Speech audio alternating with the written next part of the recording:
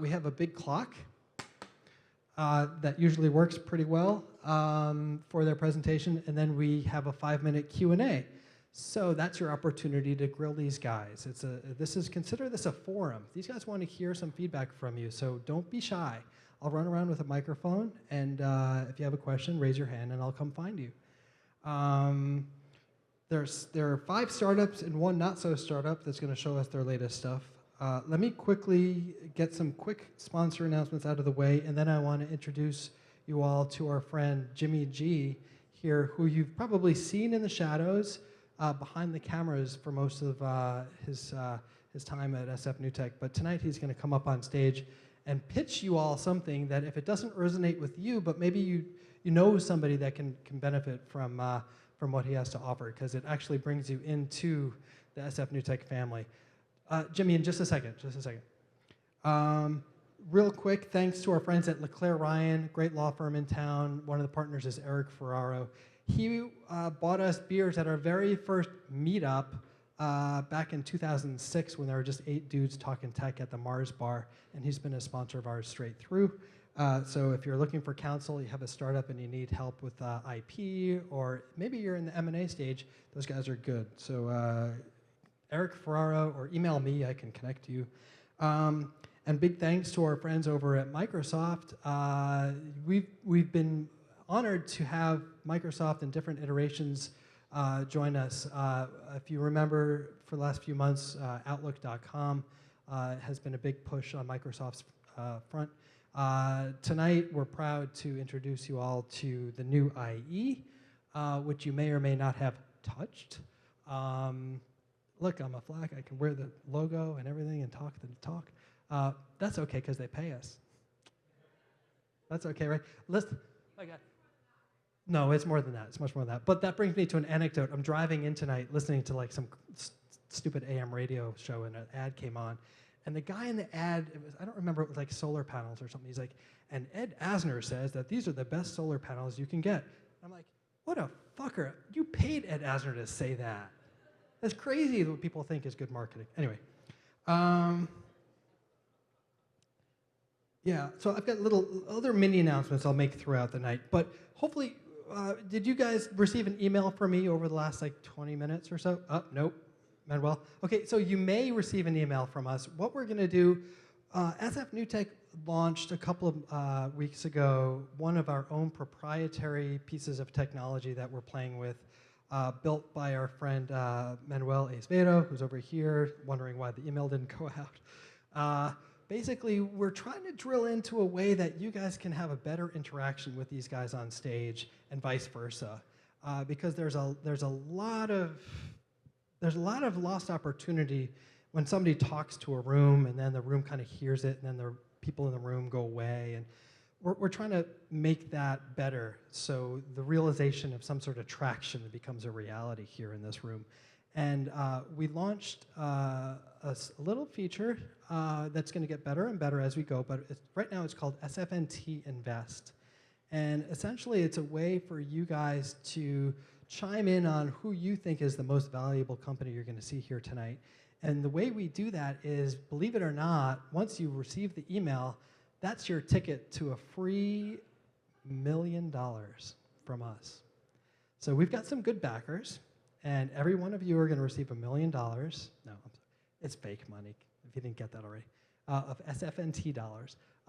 And you will have an opportunity to essentially vote with your dollars, vote with your wallet, on who you would invest in tonight if you had the opportunity. And we're going to use that data to display after the event. Oh, here it is, right here. Good. Who you guys thought was the most valuable. And the next iteration of that, we're not going to do it tonight, but I just want to tell you about it because we did it last time, is to present a way for those who invested in a particular company, their highest dollar amount will then be segmented and aggregated and presented to the presenter on stage. So suddenly this guy on stage, he was up here sweating it out in this presentation, and he realized that there were 10 guys that thought he was the most valuable company tonight. And we're going to make that connection so he can actually meet those guys, and those guys can meet him. And maybe the presenter wants help on, some viral marketing or needs help with sales or whatever it might be, those are the guys that are the most interested. So that's not necessarily going to be a part of tonight, but that's kind of the evolution of this product. And we want you to play with it with us. It's very alpha, halfway to beta, so forgive us, but it's something that we've been working really hard on, and we want you to participate in it. So you should receive an email if you registered for this event. You should receive an email with an invitation to join us. If you don't receive the email, it did go? It's leaving now as he's sucking the gin and tonic. Nice.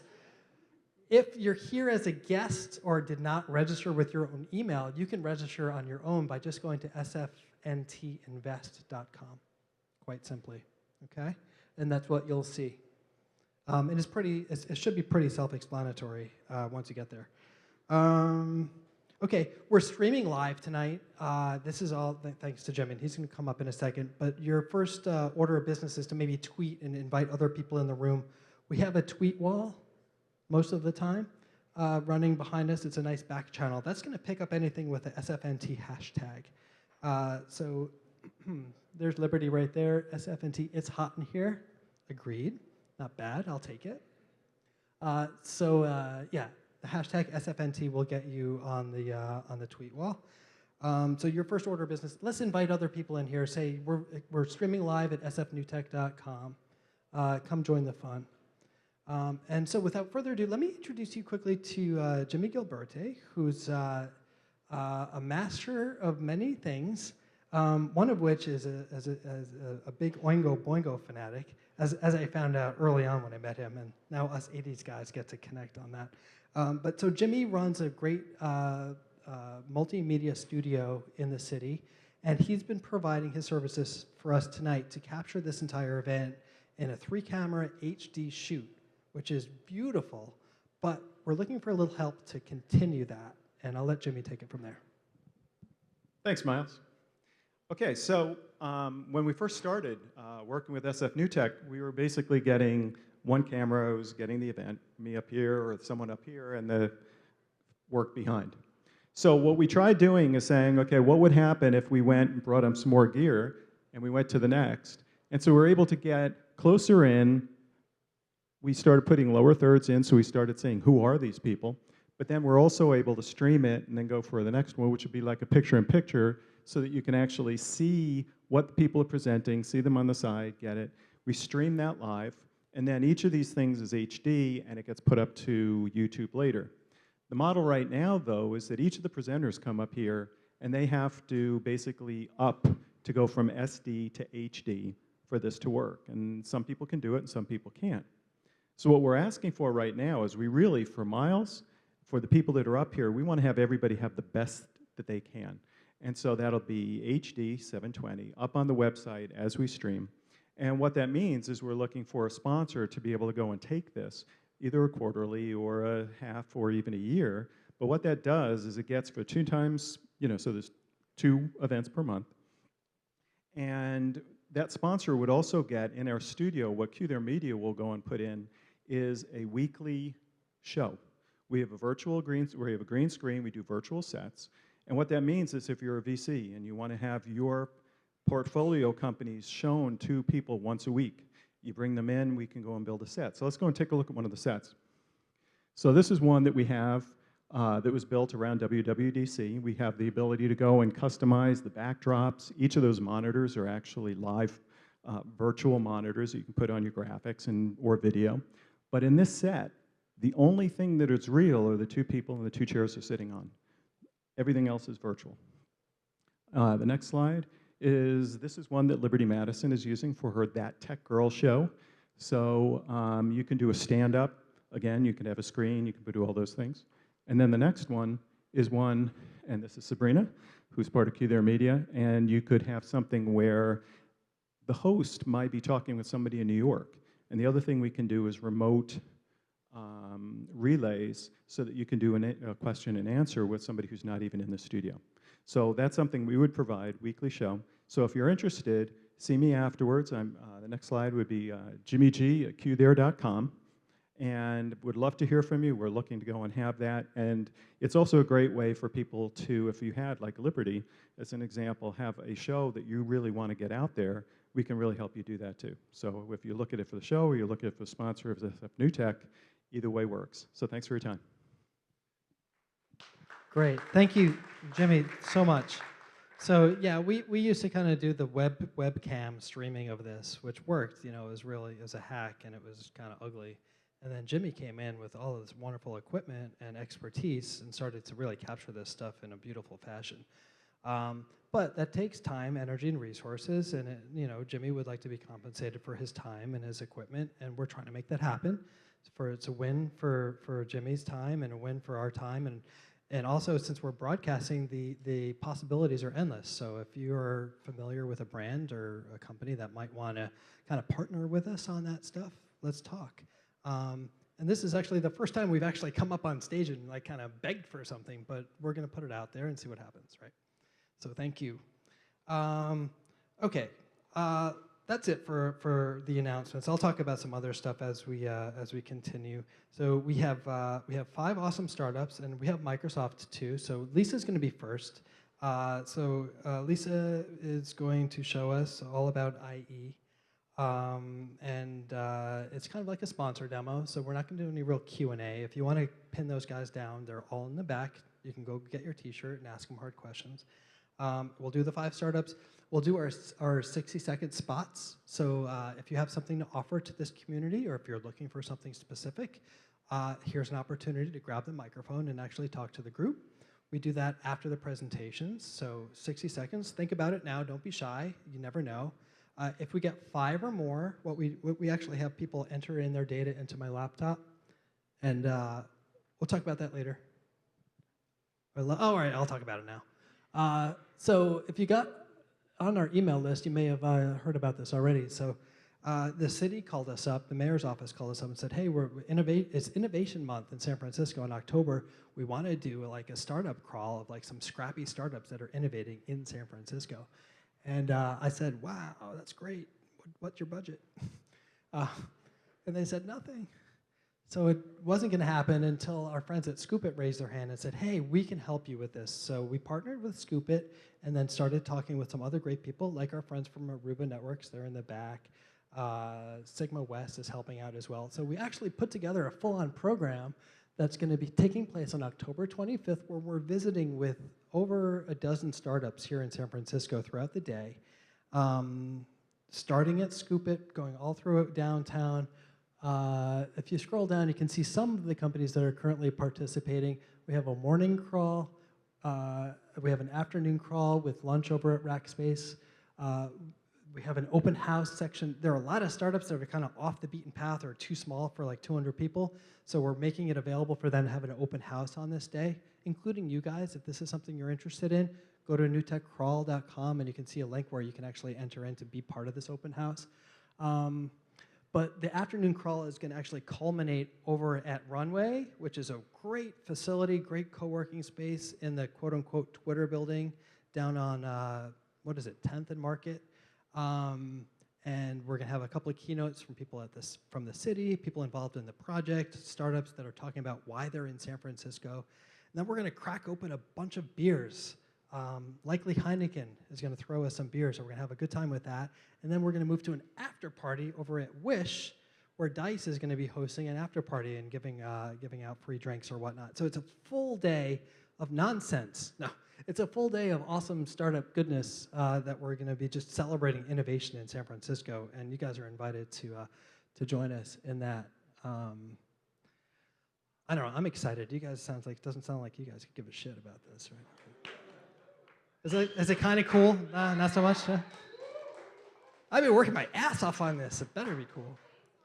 Oh, you're welcome. Okay, so I was going to talk about that later, but that's all good. And we're giving away prizes. It's going to be great. It's going to be awesome. Okay, Lisa, coming up here. You guys remember Lisa Abdilova? Abdilova. Did I spell your name wrong? Abdilova. I did spell it wrong. I'm sorry. She comes with her own podium, apparently.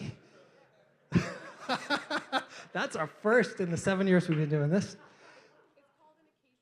occasion table. Come with your own occasion table. Is this where we want it? Let's put it on this side of the line, sorry, in the camera view. So Lisa is here with a bunch of awesome New Tech, SF New Tech t-shirts. Hopefully you got one. And because they're a sponsor and whatnot, she's going to take, oh, there you go. They're throwing out the women's smalls. They're larges. There you go. Easy now. We don't have insurance on this. Hold on.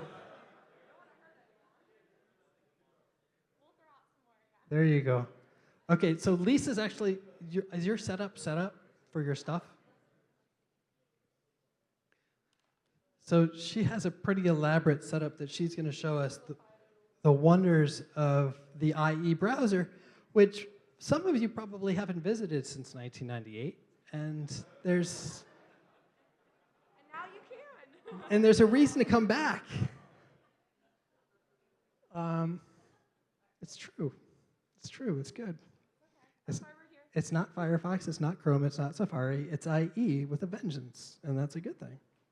So as soon as Lisa's ready, what I'm going to do, I'm going to hold her to our standards. I'm going to start the clock at 5 minutes. Even though she's helping subsidize some of this stuff, she's going to be at the 5-minute mark like everybody else. That's right. Okay, so when you're ready to go, we will go, and hopefully you will, I know you will actually wow us with some touch goodness. Okay. Ready to roll? Yeah, I'm ready when you're ready. Let's do it. You guys ready? Cool.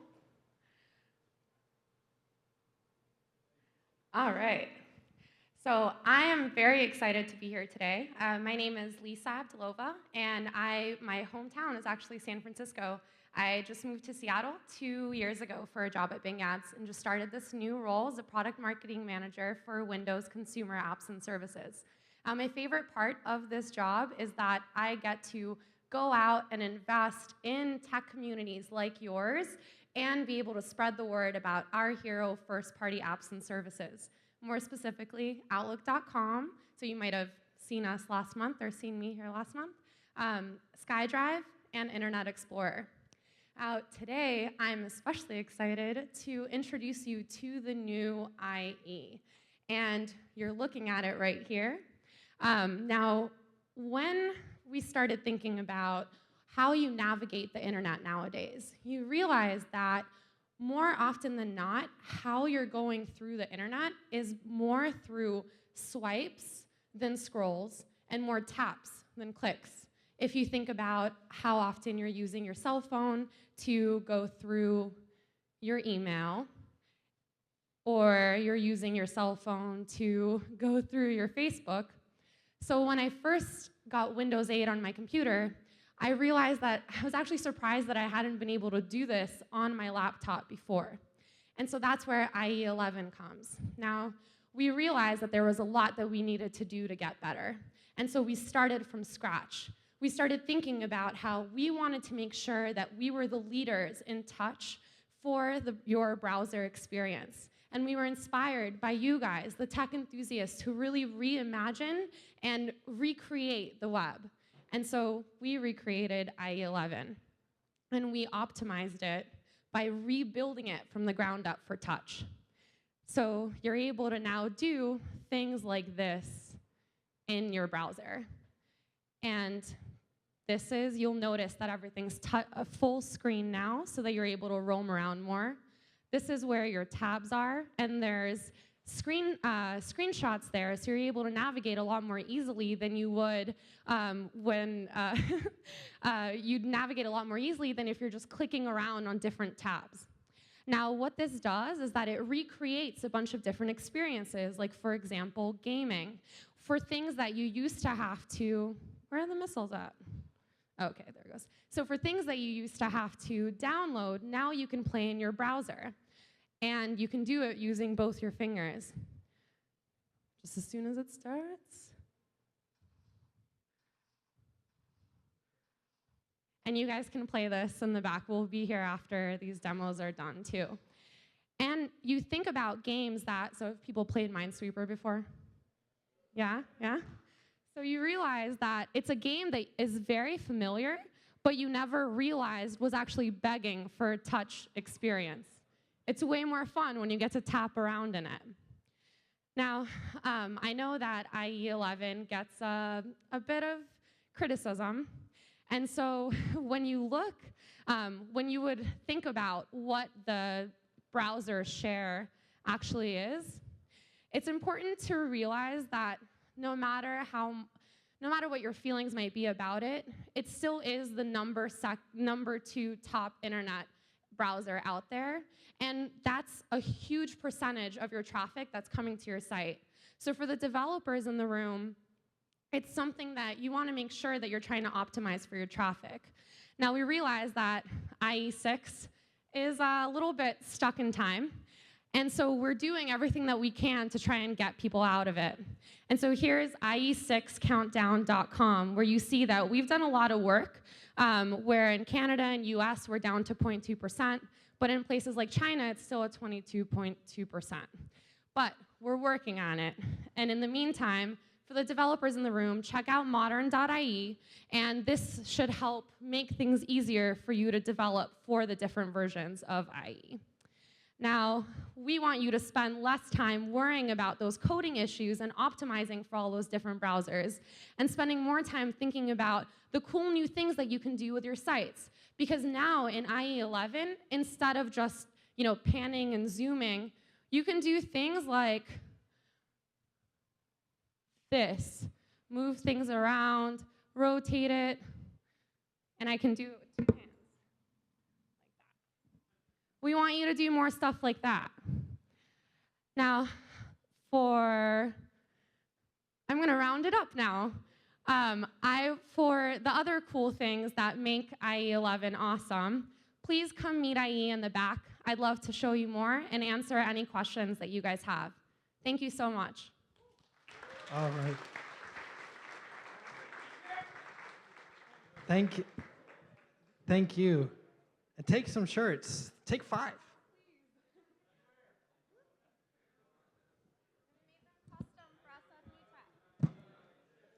They're,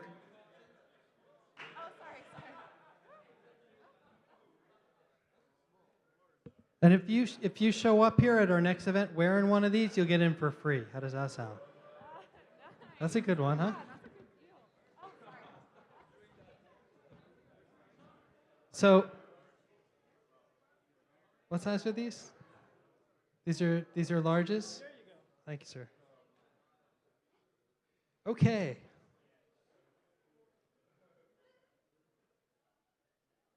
These are like, all right, I want to try this. This is kind of fun. Is that?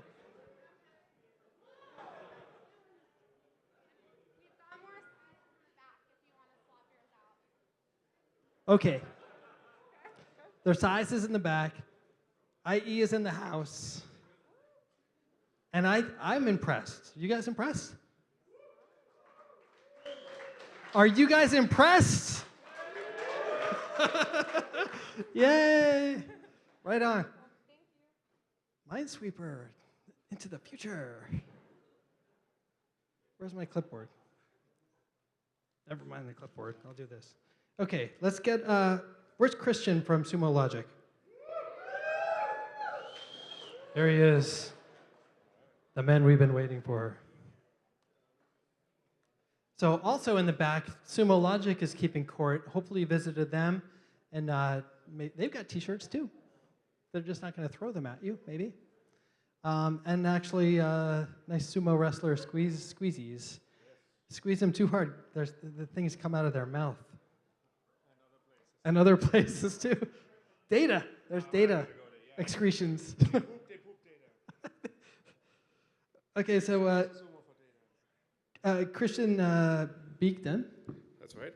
Is the CTO of Sumo Logic, and we will seed him 5 minutes. You ready to roll? Yep. Let's do it. So hope you can hear me. Thanks very much for having me. Thanks, Miles.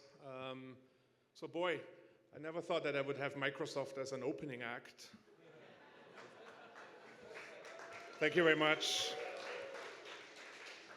So hey, Microsoft, is there going to be IE at some point for my Mac as well? Because Chrome really sucks. keeps crashing with too many tabs and all of that. Anyways, okay, Sumo Logic. I'm going to do a couple of slides just to sort of set the stage, and then we'll jump right into the demo. So what we are doing at Sumo Logic is we are basically dealing with machine data. We're providing troubleshooting and analytics. Machine data is what you also know as logs, and we'll get into that in a gory amount of detail. Can somebody give me a 5-minute warning? No. Anyways, okay, thanks very much. So my name's Christian. I'm one of the founders of Sumo Logic. I was previously at a company called ArcSight where we were doing log management for security. For those of you in the enterprise security space, you've probably heard of it. Everybody else will have no idea who that company was. But the point being is I've been handling logs in all kinds of ways for a while, and that kind of led us to sort of go and try to think about how to do the next generation company. So the background of the company real quick, we started in 2010.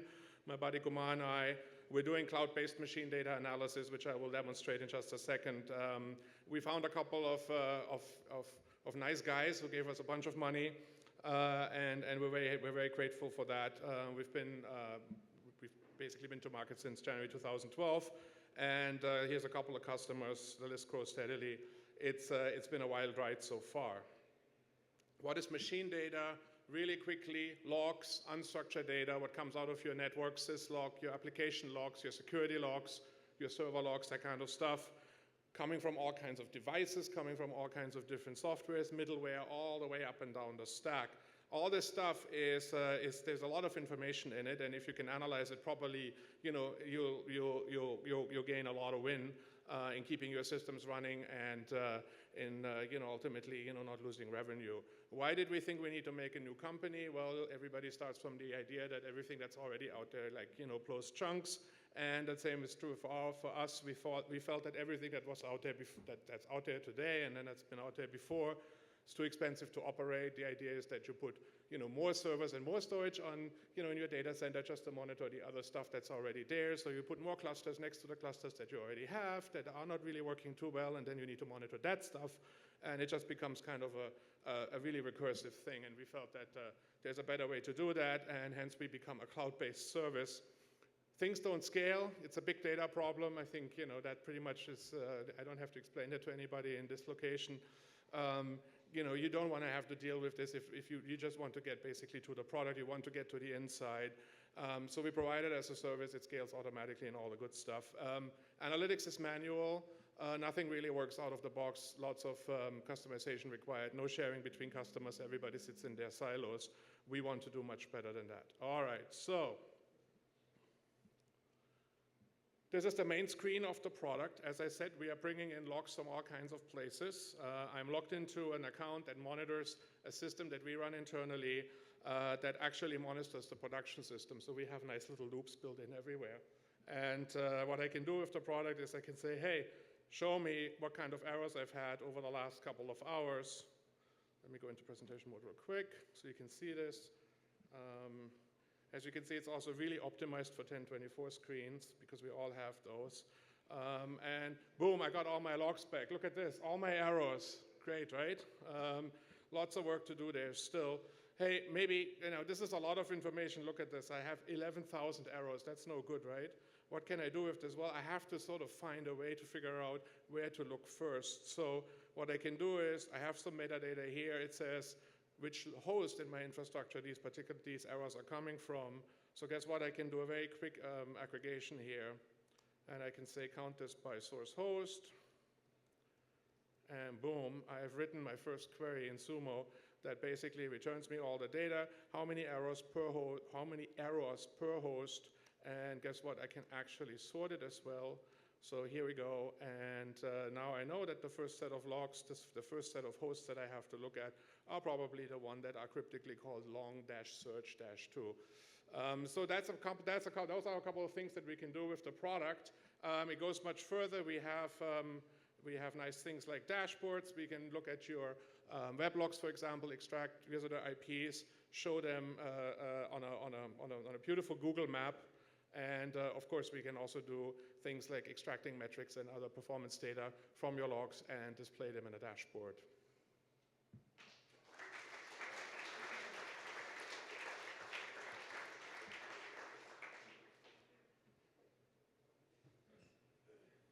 We'll take questions now. Hi. What's your business plan? There is like, it's paid, we need to pay for that? If you want to, yes, you can pay. Yeah, but There's a free version, freesumo.com. If you don't have tons of data, up to 500 megabytes per day, you can use it. It's a SaaS. It's right there. You can sign up for it. You can do it later in the bathroom or wherever when you get home. And you can play with the product. You can bring in all your logs. The entire functionality is available.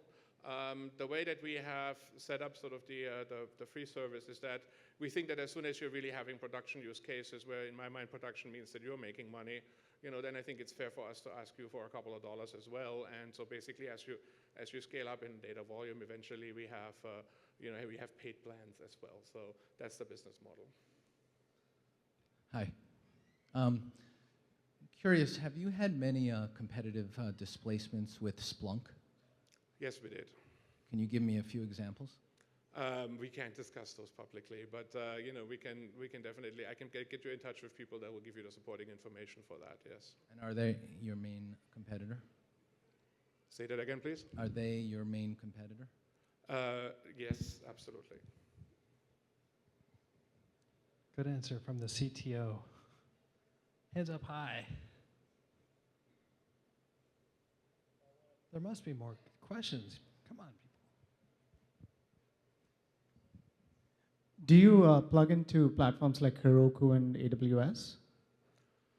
Actually, good question, yes. So in fact, our entire stuff actually runs in AWS. And the way that the data gets to us, we give you a little conduit that you put in, into your instances and so forth. We have that automated, scriptable, and so forth. So we do that ourselves. Lots of our customers are doing that. So that's pretty easy, and it deals with scaling up and down and all of that good stuff. And we actually also have a way to get the logs out of Heroku. Yes. So we integrate with the train business, and yeah. I had a quick question. So basically, for event correlation, like Oxide owns a lot of patents. Like, how do you basically, the two different devices, you're getting logs, you're doing correlation. So like one criticism for Splunk is it doesn't do real correlation. It does nice graphing and charting.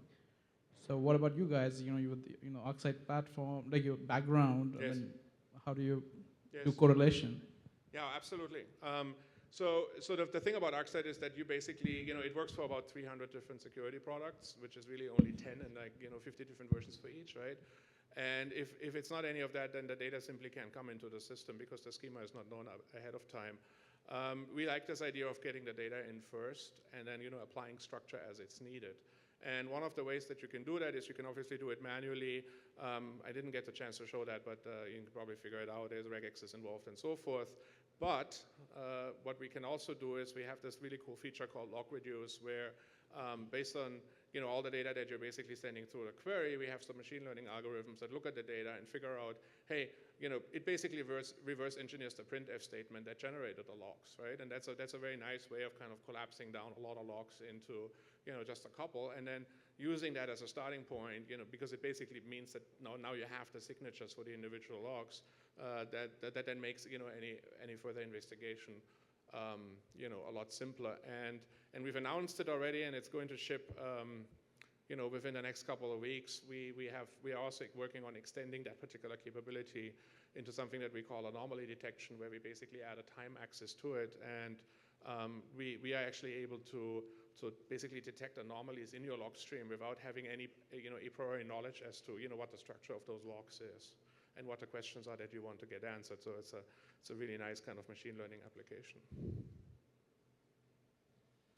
Can you please share a little bit about how your solution is deployed in the data center, and more specifically, if you are able to use accounts from, say, cloud-based product, for example, Amazon Web Services, then where is the data stored? So the data comes to us either via the API, which is how we integrate with Heroku, for example, or which you can use to plug it right into your applications. But most customers deploy our software collector, which is a software that we provide that runs on the various expected platforms, and the data will basically get collected wherever your data is, whether it's in the data set, wherever your prem is, basically, even if it's virtual, it gets compressed, encrypted, and sent over to us. And then on our end, we store it for you, and we'll make it available for analytics. Did that answer the question? Yes? Yes, answer your question? Quick one, come on. 2 minutes, 2 seconds. 1 second. Are you guys hiring? Oh yeah, we're hiring like shit. You know, this clown back there at the bar, his name is Zach, he's awesome. You know, talk to him, yes. You know, we like to hire all kinds of nice people, you know, including those who can write code, design stuff, manage products, maybe sell too, that would be good, yes. Product marketing people. Product marketing, there you go. Jenna needs some help back there with the sumo wrestlers. Yes. Yes. We need more occasion tables. Right on. Hey, give it up for Sumo Logic. Thanks very much. Thanks, man. Thank you very much. Good stuff. Really appreciate it, Christian. Okay, moving right along, folks. Where is Shira from ShoppinPal?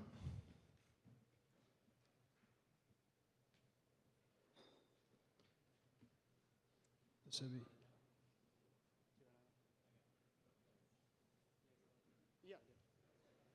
Okay, so while ShoppinPal gets plugged in, maybe I have something else to share with you guys.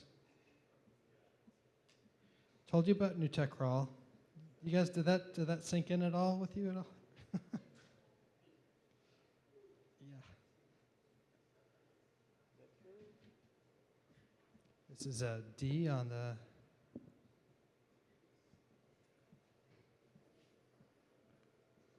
So ShoppinPal came to us by way of our friend Nathan over at Venture Archetype / Founder Suite. Yes. So I knew I had to listen. And Nathan couldn't be here tonight because he's parenting. I get in trouble with that term too. Okay, you ready to roll? Yes. Let's do it. I guess I'll use this. Hey everyone, thanks for being here. How many of you have not been to the Apple retail store? Are there any of you here? Okay, I'll talk to you later because my example is going to get difficult. But for those of you that have been there, I think the best part of that experience for me is not being in the checkout line. Would you all agree that that's one of the best things in the Apple retail store? Now, if you take that experience and combine it with the power of Amazon's product recommendations and analytics, and add a digital rewards platform, you get ShoppinPal. If that sounds confusing, I'll walk you through it, and hopefully it'll be clear. So our product offering is essentially two pieces. Of the first, which I'll walk you through, is a consumer mobile shopping application, which all of you can use at stores. And the other part of it is a merchant-facing analytics dashboard, which allows them to kind of get insights about what you've been browsing but not buying and really fundamentally change how they market to consumers. So let's dive right in, and I'm going to start with the consumer app. So let's assume that you walk into one of these San Francisco retailers who are one of our pilot customers, and one of the first things you can do is, as you walk into the store, you can essentially pick up a product of your interest, confirm where you are, and either do a barcode scan or a manual entry, whatever you would like to locate the product. And once I do that, we're actually talking live to the inventory system of the retailer. So we're pulling all of that data about the product. That's all the basic information, including things that might be on the web side of the house for that retailer, because that's important information that helps you with the purchase, right? And at the bottom, what you see is we built some technology around recommendations. So what we figured was consumers don't want to be told by the retailer what to buy. You essentially want to know what's most popular here, what's frequently bought together. So we, the moment we deploy, we go into the retailer's invoicing system, pull up all the receipts, break them down right away, and generate these frequently bought together items. So that's actually driving higher basket size for our customers. So you could add an item to, let's say, a list or registry if you like, or you could go straight through and make a purchase. So now once this is in your physical cart in the store, it's also on your cart on the phone. So you see that a reward got applied automatically. right? And the cool thing about that is there's no physical punch cards or it's an integrated experience. From a consumer standpoint, you don't have to think about what's happening to my rewards or offers. And now, when I say I'm ready to check out, we've calculated the taxes by talking to the POS. And you have two options, essentially, to finish your transaction. The first is pay at counter, because we found that a lot of people, the first time when you visit, right, you don't necessarily trust an app with your payment credentials, right? And what you would do is that when I hit pay at counter, it would go into the point of sale, the invoice. You would walk up to the register, pull out your credit card the old-fashioned way, swipe it, and then the receipt would come back to the phone. Pay by phone, which is the Apple Store experience, right, allows you to skip the line. So when I hit that pay by phone, what's happening is, it could be a card or PayPal, which is, we found the two most popular options. In this case, I have a stored Visa card, and I can just say pay now. And when I do that, the receipt comes back to me right away. So at this point, another question is, right, how do I really skip the line, right? What happens next? So if you see, this is a live point of sale system. So I'm going to reload this after the transaction. So you see invoice 1021, the same transaction that happened here, that has all the information in here. So it pulls up all the data, and I have, including the payment information, right? So all of that has been posted, and a customer profile has also been created in the retailer system, which is pretty valuable for them. So now I hit the play button, right? And it tells you, well, here's the invoice number. This is the items, I just bought one thing, and this is the total. So you can just say, show this to the retailer, and you're good to go. Now, one other cool thing, right, which people like to kill time with apps, and so we figured we'll introduce this physical scratch-off experience. So this is kind of telling you what reward you got today. And funnily enough, this is the thing that's most popular in the consumer side of the house. Now, on to the second piece of the product, right, the merchant analytics piece of it. So now, when the merchant's looking at, well, what's going on in my store? What have people been browsing? I don't have that data today, but we present that, right, based on all your activity. And now they can really tell what's on your mind, what's the intent, things on lists or things that people are browsing. And to this audience, I would assume that what you're browsing the most is probably beer glasses. And so the merchant can now actually send you, just talk to you about that product, right? To say, well, I have a new set of glasses that came in stock, it's XL size, and so on. And then that allows them to drive much higher conversion than before. And we have live data. So here you see one of our customers, their average basket size was 25, and we've moved it to 36. That's it for my presentation. And if you guys have any leads for us, we're expanding right now to several retailers in the Bay Area. Would love to hear any referrals or leads, and you could send it to leads@ShoppinPal. We can give you a nice bonus for any closed accounts. That's it. I'm ready to take some hard questions from you guys. Hey, thank you. I think that's a really awesome technology, but I think like many others, it has a chicken and egg problem. The retailer is not going to install it because before many people have installed the app, and also I'm not going to install the app before many stores are offering it. So what is your approach in tackling that challenge? So you're asking about the app install problem, right? Well, as a consumer, I'm not going to install the app before I know there are many stores who are using that technology. Right. And as a store owner, I'm not going to install the technology in my store before many people are using the app. Right. So how are you going to get out of that vicious circle? So the way we've done it for the retailer is really your first accounts are going to be hard, right, to get your first pilot accounts, as with any enterprise business. So that's just really hustling and getting your first set of accounts, and then getting case studies out of that. So we actually have live data and case studies from all our initial accounts, and then retailers look at that and say, that's great, you've already proven your metrics, and you have a few thousand consumers in this area, and that it makes sense for me. So now we've gotten past that hump of the retailers questioning us, which was happening initially. On the consumer side, what we've done is in a couple of weeks, actually, we're launching a browser-based experience. So when you enter the store, you won't, if you're a first-time user, right, you won't need to download the app. So you'll just go to a custom URL for that retailer, mygiftstore.co, and that'll immediately launch you into the ShoppinPal experience. So as a first-time user, you get that go through that experience, and then say, well, yeah, I would like a richer experience, and so I'll get the native app later. Does that answer your question? Great. Thanks. Okay, I'm floating around the back of the room, looking at the back of your heads. Yes, sir. Yeah, I'm just curious. I've been in e-commerce for a long time. It looks like you packed a lot of different values into the app. Right. What do you think, or at least based on your initial statistics, what's going to be the killer aspect of this? What do you think? The killer aspect is whatever drives most value for the consumer, right? It doesn't matter. The retailer or any of us may think about 10 different things, and it's actually, we've realized, it's about killing the checkout line, right? Because for consumers, you may get an offer or a reward, and there's like 10, 20 different companies doing that. But if you can skip the line, that's a huge time saver. And the retailer staff is also excited about it, is because it saves them time. It really improves their efficiency and productivity as well. And I want to show you, I think I have this pulled up. We had one of our customers do a pretty big event over the weekend, just this past weekend, and they had 800 people at that, essentially like a trade show event type of setting. And we were able to drive, is my screen not up here? Okay, I guess. Anyway, we drove 2,800 in transactions over 2 days, right? So that was really a streamlined workflow where people were able to go pick up their bags instead of standing in line for browsing products and then again for payment. So I think, in my view, that's really what's going to help this whole thing take off.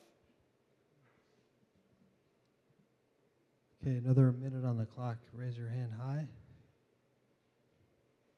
Yes. I have a friend who has a small bridal shop. Right. What do you do for the little people like that? Could they jump on something like this? Yes, actually, one thing that I didn't really have the time to cover is, if you see, there's this registry component here, right? And it's very relevant to a bridal setting.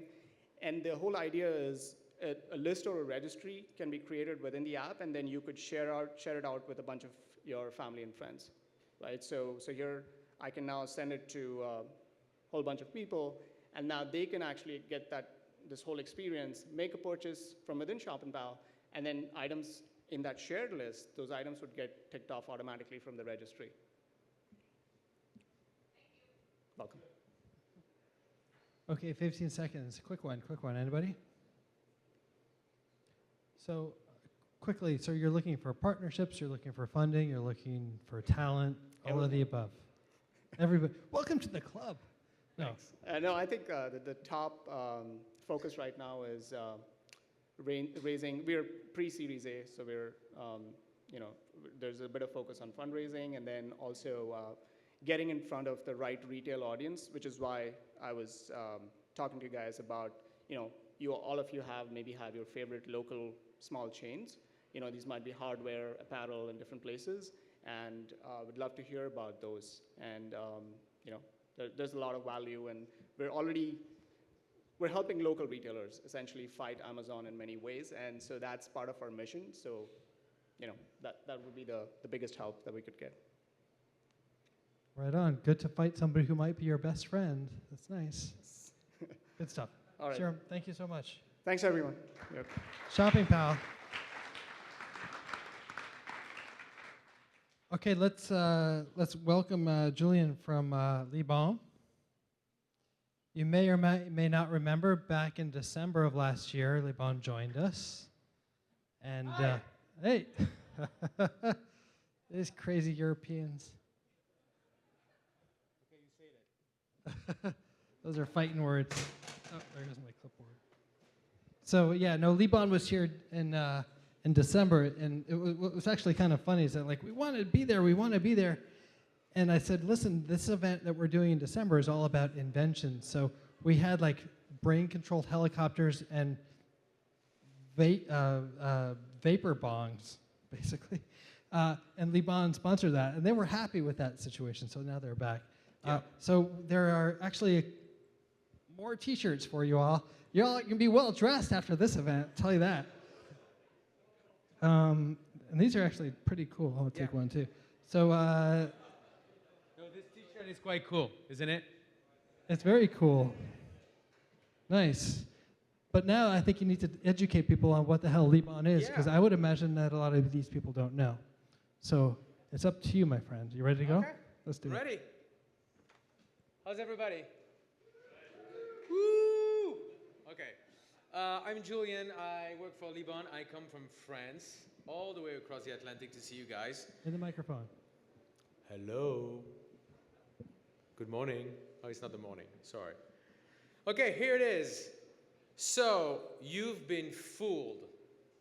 What? Yes, you've been fooled.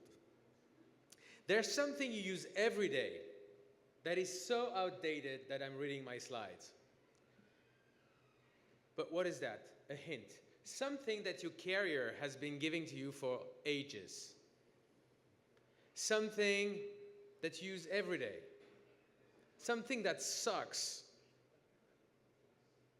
Something that hasn't almost evolved over the years. The voicemail. Oh, okay, this is a little evolution. You've seen that, right? You know this thing. So voicemail sucks. What do you think? Does it suck? Say it! Voicemail sucks! Yeah, voicemail sucks! Okay, so what did we do about this? Yeah, voicemail sucks. I said it. We made our own, with a twist. Send instant messages to your Libon contacts wherever they are in the world. Libon is also a smart voicemail system.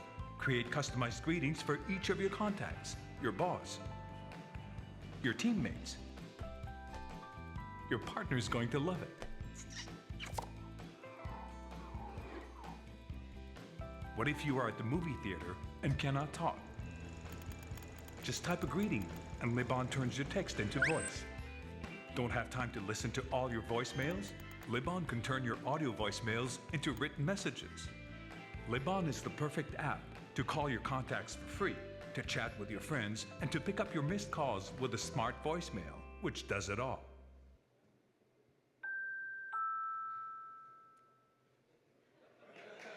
Thank you. Thank you. So, I'm sorry? Yeah, you got it. That's true. You come and get a t-shirt. So, voicemail sucks. So we build a voicemail with personalized greetings, a way to read your voicemail, because voicemail is always a burden. It's very complicated. It's stressful. To me, it's stressful, so I read them. Unfortunately, I have issues with my iPhone, so I cannot project, but I would love to give you a demo and give you some example of what you can do with that kind of voicemail. So maybe you'll be able to hear it. For example, my son, I have a son. When he calls me, he gets that. Does it work? Come on. Huh. Okay, I know I have an old iPhone 4. So something must be going wrong. Okay. You won't get the t-shirt, okay? Okay, I have no Wi-Fi, so I understand why. So, it's very awkward. I'm gonna give you more t-shirts. So, voicemail reinvented, plus we give away free calls, especially today, as we did last time we came here. You'll be able, if you download Libon and connect and come to see me afterwards and give me your card and your number with which you connected to Libon, to have free calls, unlimited calls to 37 countries, fixed and mobiles. Yes, 37 countries. China, France, Europe, South Africa, US, Canada, you name it. It's not just app to app, no. Regular, fixed, and mobile lines. I'm done. Thank you.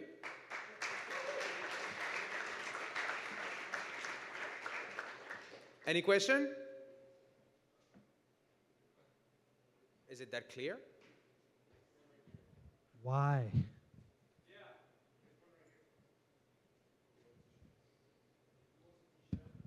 So if my girlfriend calls me and my voicemail always tells her the same thing, she's gonna be really mad at me for not giving her like a personal message every single time. Yes? What do I do about that? You change it very often. Can't Libon just do that for me? Can't Libon just do that for me? I program like 5 different things and it'll just change. It'll just do something randomly. I know, it's a voice. Try it. No, we don't do that, but we get it. Here's Romain. He's the product guy. He's the general of the developer. He's basically leading the developers, and he has a big whip and works with them like that. So you ask him. He's the guy. Any other question? How accurate would you say the voice recognition is? Right here. Hey. It's pretty good. Sometimes it doesn't work when someone talks very fast, use foreign languages, but it works quite well in Spanish, French, English, Polish, and are we adding more? Italian, German are on the way. We're going to be in December, right? Any other questions? Yeah. How do you differentiate yourself from Google Voice and other voice services? We're international. Google Voice only does the US. So, Julian, so a lot of people kind of like the stuff that's already baked into their phone, so they're hard pressed to change it. So I think your Google Voice customers are far and few between, only because it's like that was a leap.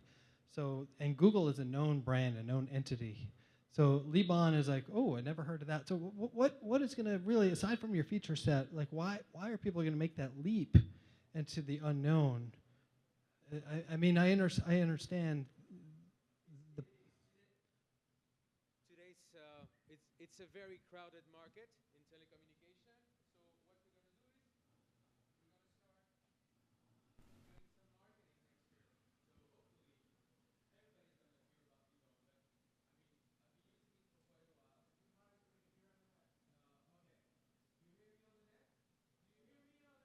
next year. So hopefully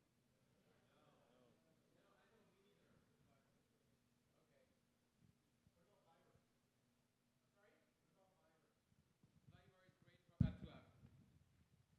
Libon. Viber is great for app to app. I cannot say otherwise. They have hundreds and hundreds of millions of customers. But if you want to call a regular phone, you won't use Viber. You're going to use us. You're going to come to see me. You're going to register. I'm going to give you a year of free calls, and you won't use Viber anymore. And you're going to love us. Any other question? Yes? When the phone is shut down, is off? What do you mean, the voicemail? Yeah. Yes, of course. It does. And if you enter your location, for example, you can type in your voicemail. So, I mean, the greeting. You can type in your greeting. You can add the location. It stays on the last location you were when you had the phone on. So you have some interaction with the company, with the telecommunication company? With the provider? You can do that through Wi-Fi or... It's not through the telecommunication company. I'll give you an example. When my phone is off and my mother calls, she gets, don't worry, Mom, I'm not dead. I'm at 119 Utah. So, like, kind of stuff. So I think one thing that you didn't really quite talk about is your parent company. Oh, okay, which may validate things for other people. So yeah, we're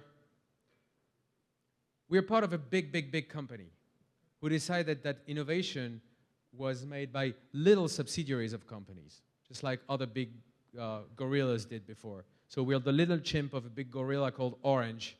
Maybe you heard about Orange. It's a customer of Sumo Logic, right? So we're a big carrier in Europe.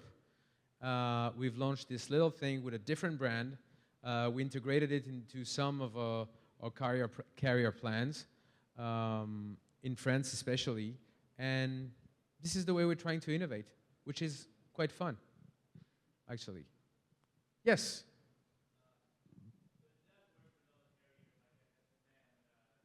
Yes, it does work with all the carriers. I heard that we had some issues in Mexico. That's life. It happens. We are fixing the issues. But it works with all the carriers. And today is the first day that we announced officially the Android version. And so we have an iPhone version, the Android version. We have lots of cool and funky stuff. And more stuff is going to happen by the end of the year. And hopefully we're going to download the app and play with it. I mean, we're just giving away minutes. You're going on holiday, you want to call home for free, you want to call in your holiday destination for free, try it. Install the voicemail. It's very addictive. And I mean, it removes stress. Yeah. Any other question? No? No other question. I'll be around drinking lots of beers, so if you want to talk about it, I'll be glad. Thank you. Thank you, Julian. Libon, which is really awesome. Everybody clap. Yeah. Thank you. It's many T-shirts. Larges and medium. Where's the large? You got a large? Large and medium. Put a large over there. Yes, sir. Oui. See? No. What? I don't know what we're talking about. Anyway.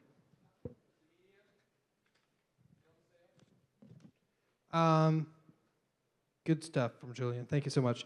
Where's Mick from Pointburst? And before Mick comes up, you guys are maybe looking at the screen behind you. So these are currently the votes via dollars that are coming in now.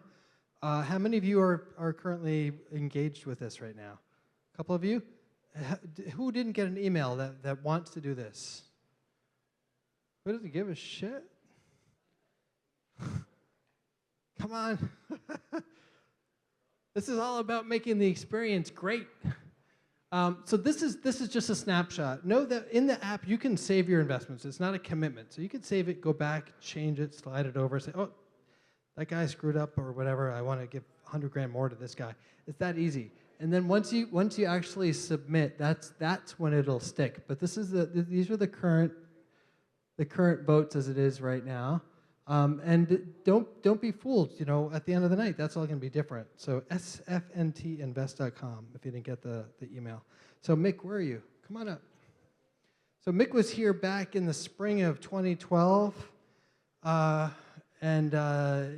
it Dallas, Texas? Yeah. Dallas, Texas. Yeah, they've got startups in Dallas. Who knew? No, just kidding. And these guys are doing great stuff. And since they've actually grown quite a bit, and have launched some new and different things, and we're going to hear about that tonight. Yeah. Yeah. Right on. You ready to roll? I am. Let's do it. All right. Thank you.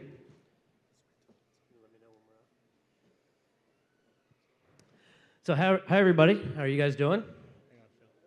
My name is Mick Toomey, and I'm... Hang on, we're having technical difficulty.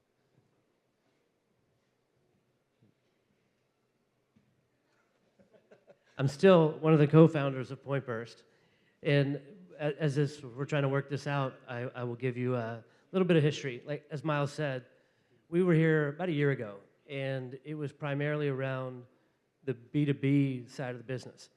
And interestingly, as we started progressing on this, what ended up being a big source of growth was the B2C market. And so that's what we're here to talk to you about, kind of share a little bit of what we're doing on the B2C side of the game now. Give it a second, let it load, sorry.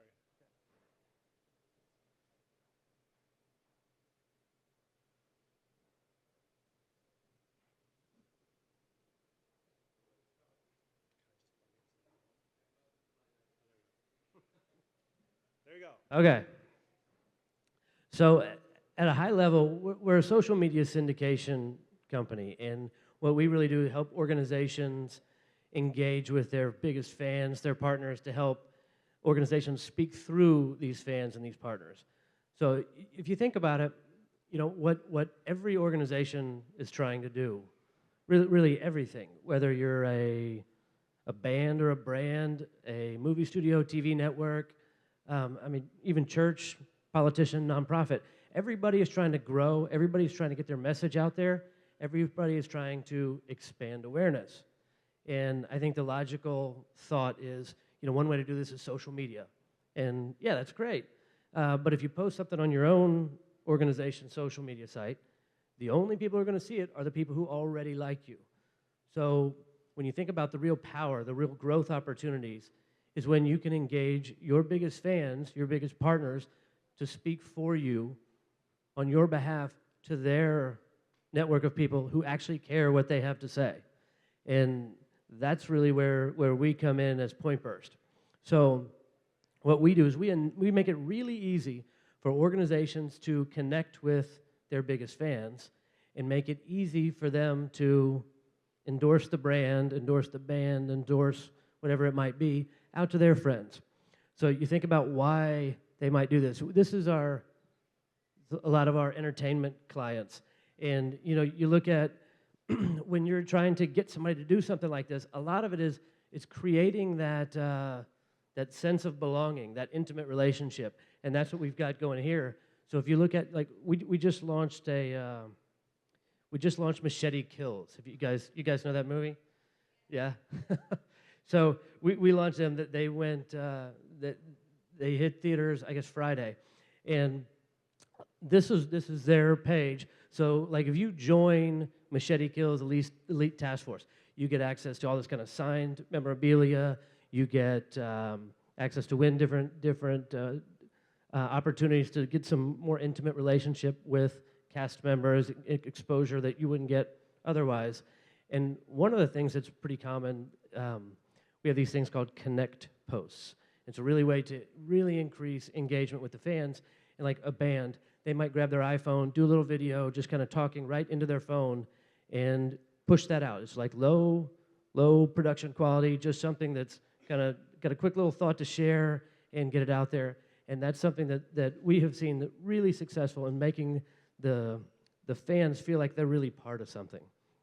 And so what happens when we start trying to do these connect posts, get this engagement, the real value is when we create these posts that the fans will review and approve and push out to their friends, these like-minded individuals. So it comes across as a personal recommendation.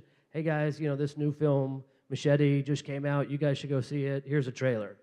And this is actually a view of our platform. And so you can see when we're creating one of these posts, you get the contents, kind of like an email. You attach a video. You can say, I want to push through these partners. This will be my platinum partners. You can choose to push it out on Twitter, Facebook, LinkedIn. You can customize on each one of those. But then, and you can schedule it or hit immediately. But then when you hit send, that goes out to all the people who've signed up to be your partners on Pointburst. And the idea is it's kind of in a different tone than you might put on your own page. But here you can see that they'll get a little notification, whether it's email or on their phone, that says, hey, Machete Kills has got a post we'd like you to approve. They can take a look at it. They go through. They can see, all right, yeah, so here it is. So you can see the message. You can edit the message if you want to put your own kind of spin on it, make it personal. You can choose, you can review the video to see what it is you're actually posting. You can change the date. You can choose which network it's going to push on. And then ultimately, you just choose approve or deny. So if you choose to deny, it goes away. Don't worry about it. Never see it again. If you hit approve, it hits all your social media accounts like you posted it yourself. And ultimately, a great personal recommendation, pushing people exactly where the brand, the band, the politician, the nonprofit wants them to go to get that exposure and to get it from really a trusted source. So that's kind of it.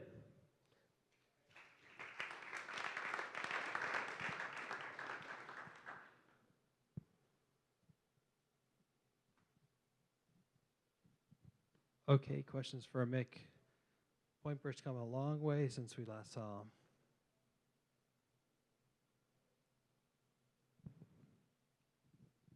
So do the people in your network have to download an app, or does a message just come to them out of the blue, hey, approve this for me?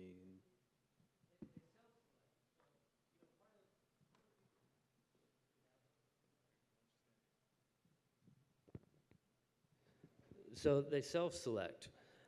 You'll get an invitation, most likely from Twitter or Facebook, from the artist, the movie, whatever it might be. They click on that, and it takes them to this page that kind of talks about it. And at that point, when they sign up, they can either download the app and have everything come mobile, or if they choose not to, it'll come through email. But it's all, you're never going to get something out of the blue without having signed up for it.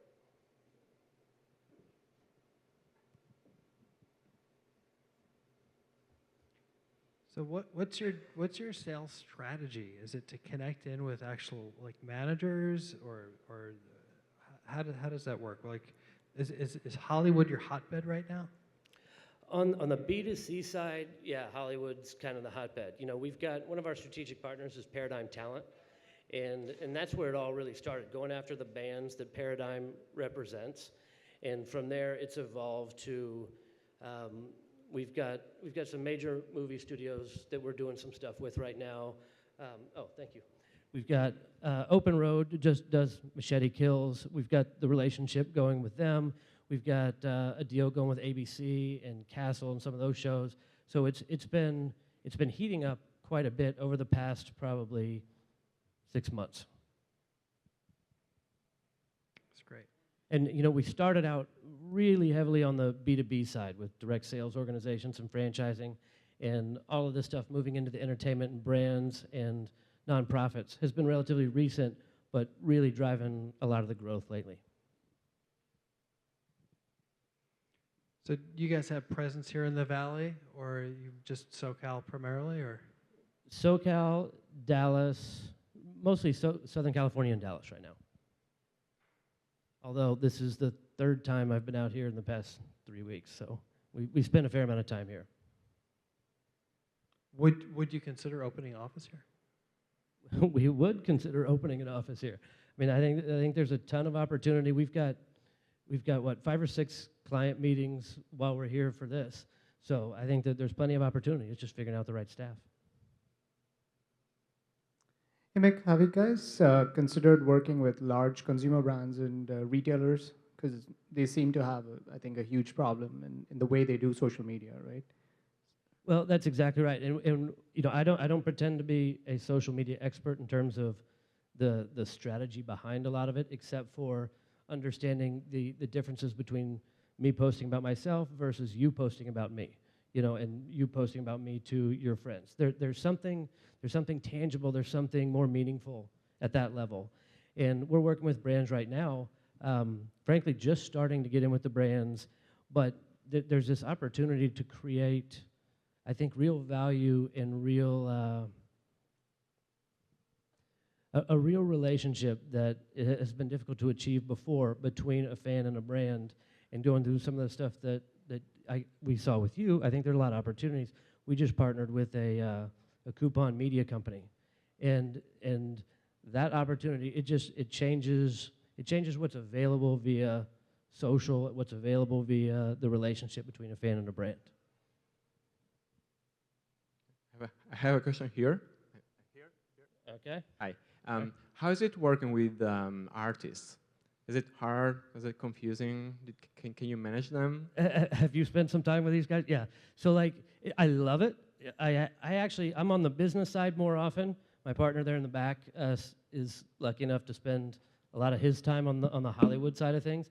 And I think the focus is there's a different level of energy around social and a different level of expectation in terms of we're going to follow this agenda and this editorial calendar that, you know, some of them may not be as familiar with before. So it's been a bit of a journey, but I think, you know, every day that goes by, every band or director that we work with, we learn more, and it's getting smoother, I'll tell you that.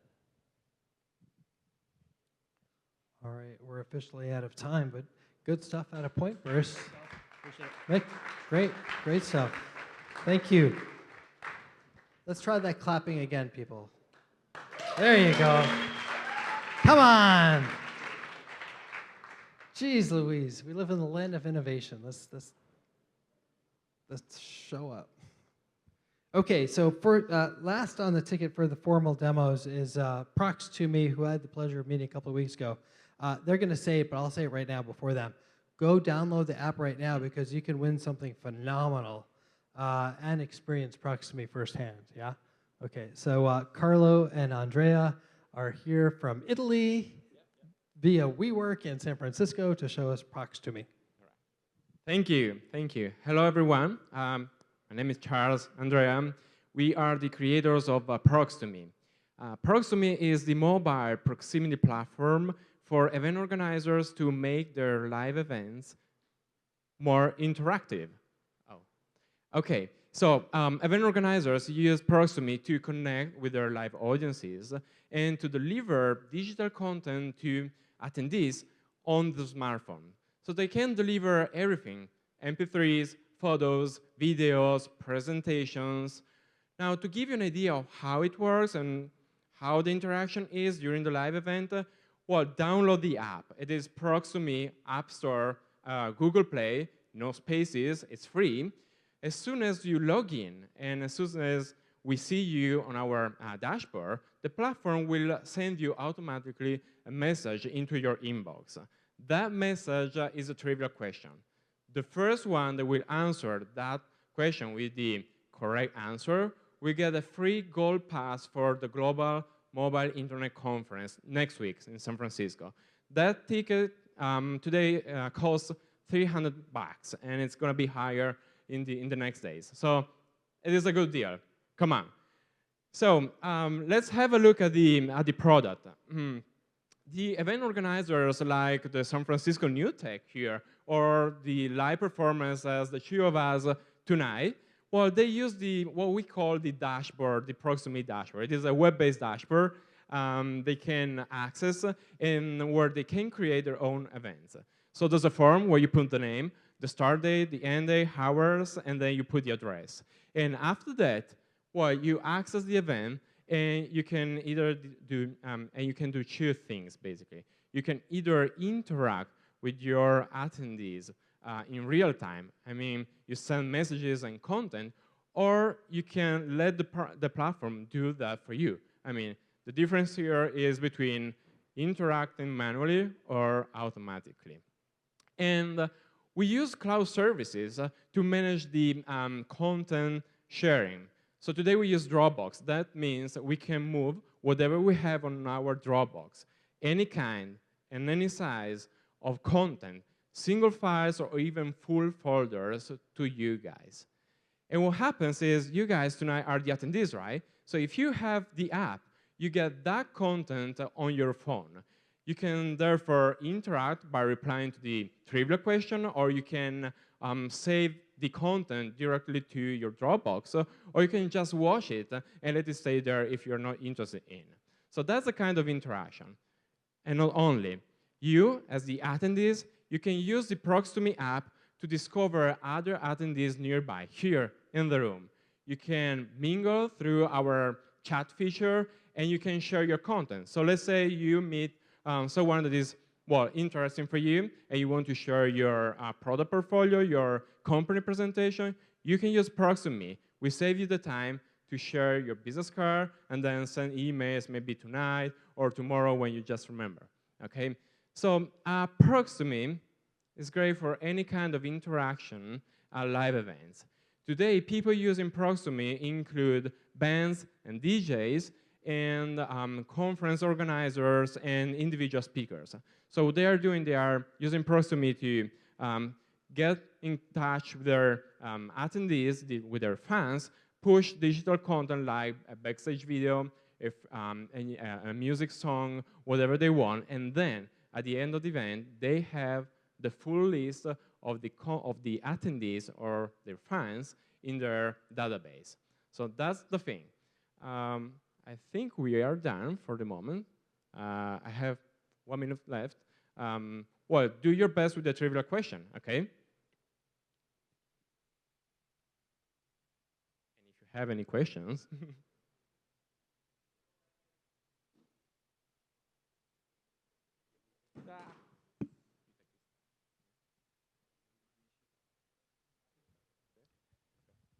So did you guys download the app? Hello. What's your name? Haha. No name, no name. Hey, this is the trivial question. Come on.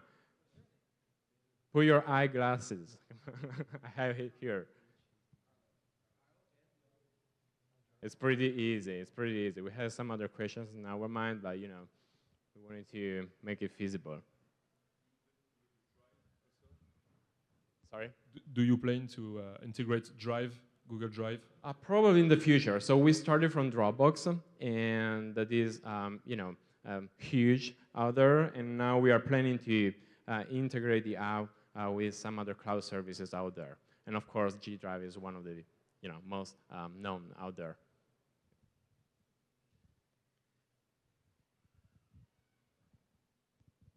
Hey, so first, hopefully you'll integrate SkyDrive at some point as well. But my question is to... It really depends on you. We should talk.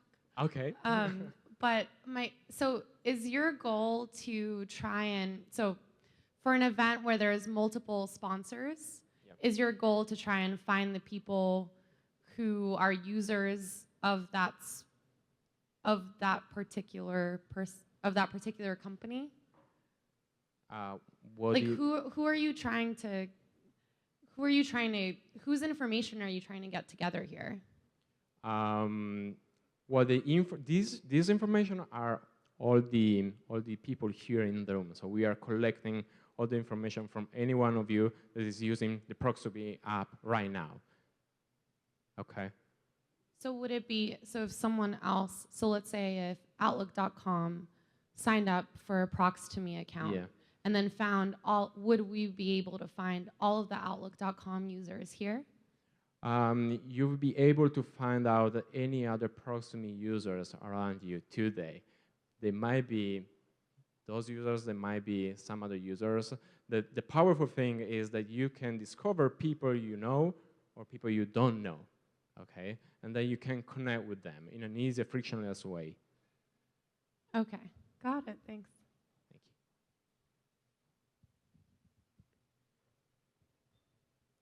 Any other questions? Yes, sir, the handsome man in the corner.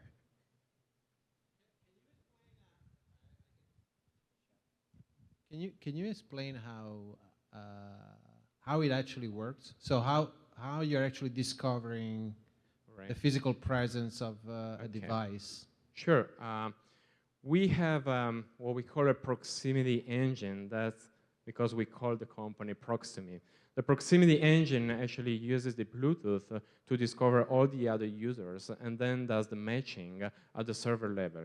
Okay? So through the app, you run that proximity engine, you discover all the other ProxToMe users around you, and then we establish a communication at the server level. Since we certify that communication, since there's no peer-to-peer connection among the devices, that is safe, and that is pretty fast.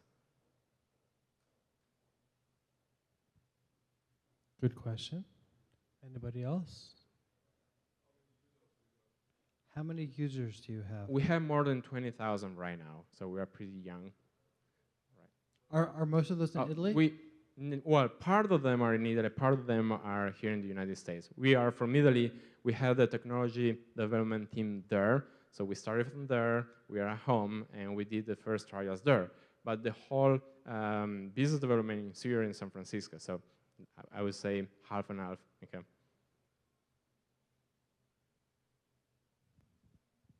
What's your business case in the long run?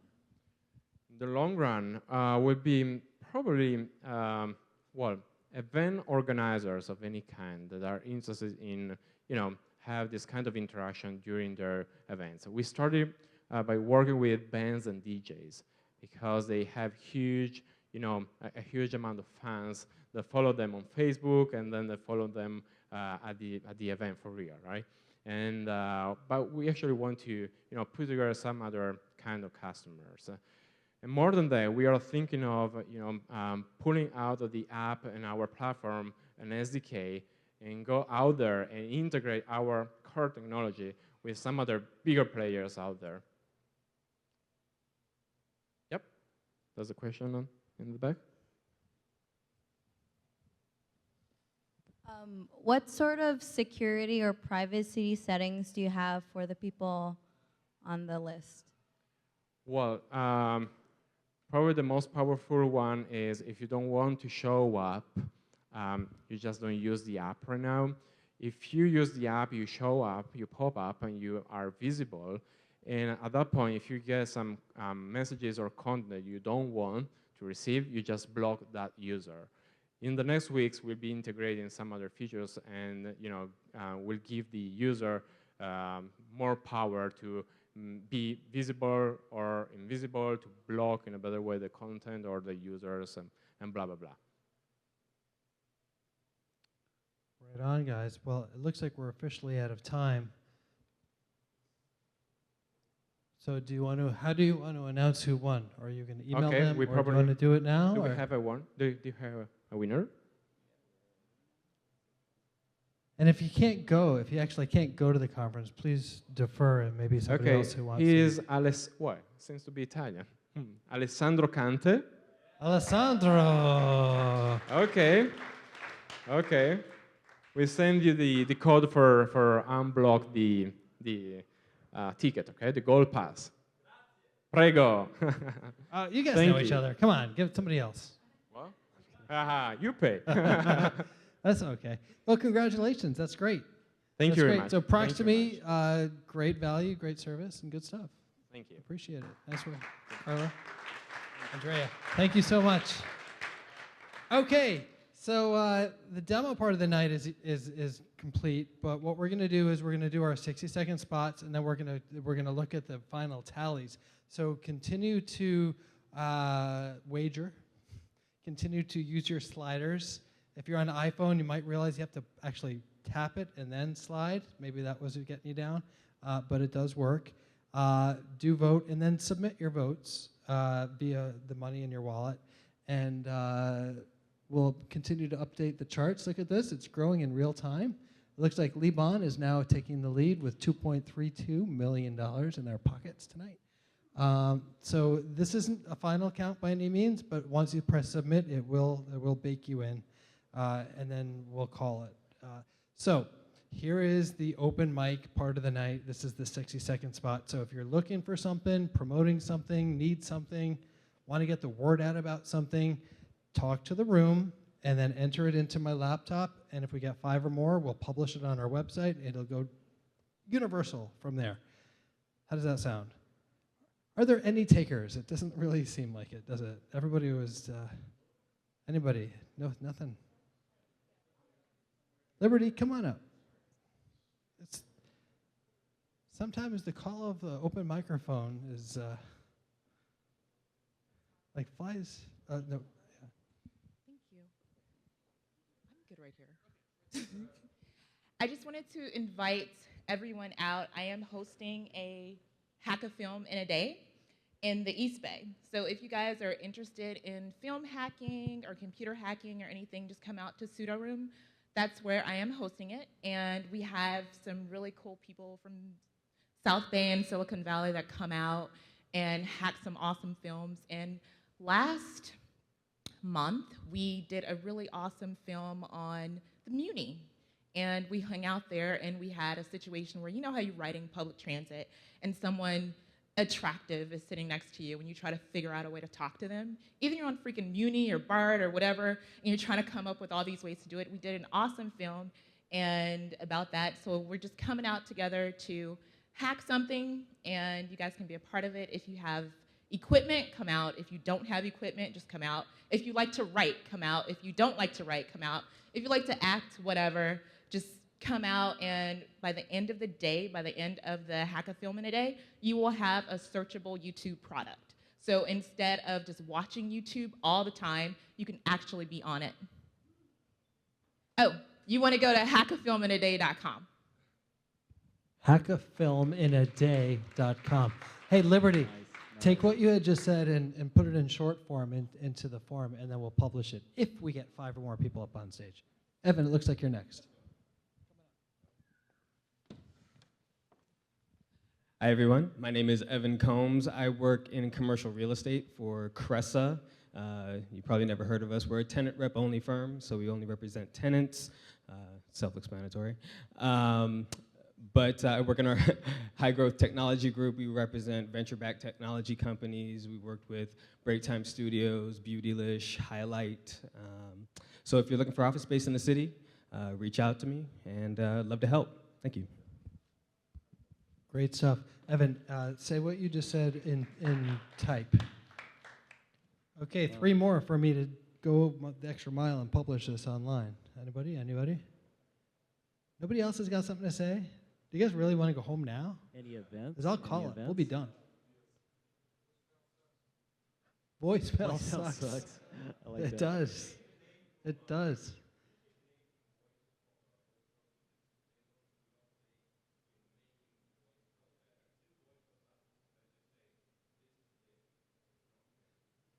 That's good. You guys should take it in the side room and hash it out. I think that's good. A positive message.